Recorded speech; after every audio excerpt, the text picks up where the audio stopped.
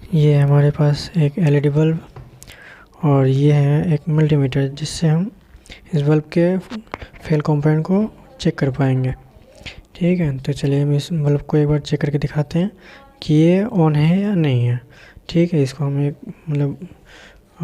Extension board में लगा के दिखाते हैं आपको कि ये ऑन है या नहीं है। ठीक है, ये हमने इसमें लगा दिया और ये देखिए ये बल्ब ऑन नहीं है। ठीक है, इसको आज हम रिपेयर करेंगे, यानी कि सही करेंगे और सही करने के बाद दिखाएंगे आपको कि ऑन होता है या नहीं होता है। तो चलिए इसको पहले डोम खोल लेते हैं। ठीक, तो देखिए डोम खोलने के बाद से इसका अंदर कुछ एक आईसी ब्रिज वगैरह दिखाई दे रही हैं। ठीक है, तो पहले हम इस मल्टीमीटर से एक बार चेक कर लेंगे कि इसकी आईसी फेल है या फिर ब्रिज फेल है। ठीक है, पहले हम इसके ब्रिज रेक्टिफायर को चेक करते हैं कि क्या ये ओके है या नहीं है। ठीक है, तो ये हम चेक कर रहे हैं इसको।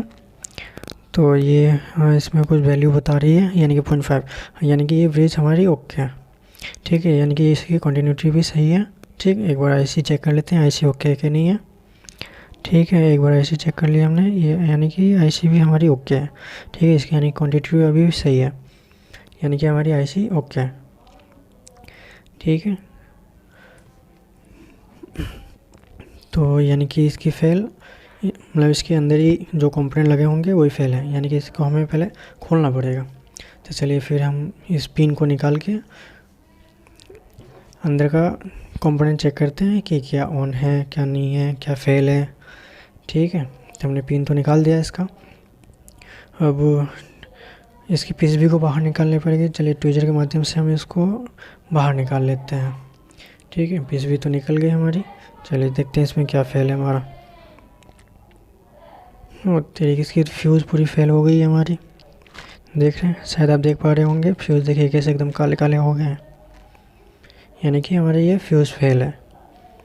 ठीक है, तो हमें दोनों के दोनों फ्यूज़ रिप्लेस करने पड़ेंगे।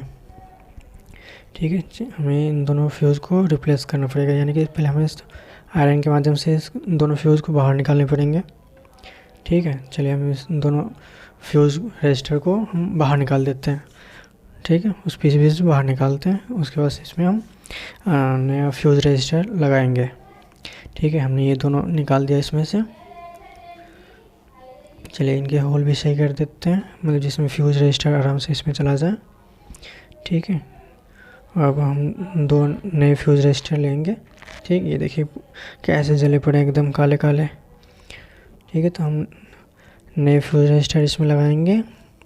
ये हमारे पास है 100 ओम का फ्यूज़ रजिस्टर। ठीक है, इसको हम इसके अंदर लगाएंगे और लगाने के बाद से फिर इसको चेक करेंगे हम। ठीक है, चलिए हम दोनों को लगाने के बाद इसकी सोल्डिंग कर देते हैं।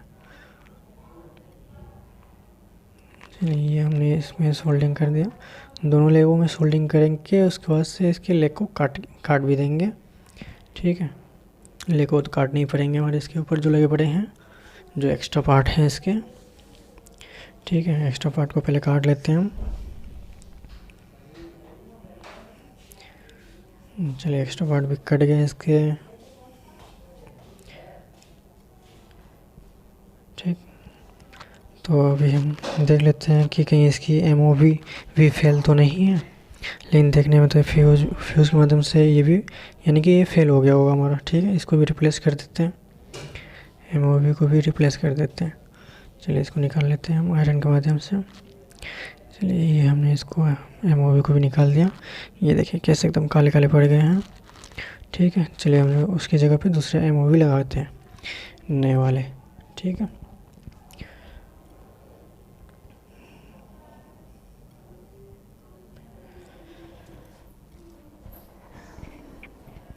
इस नए वाले फ्यूज़ रजिस्टर नए वाले एमओवी को हम इसके अंदर लगाएंगे।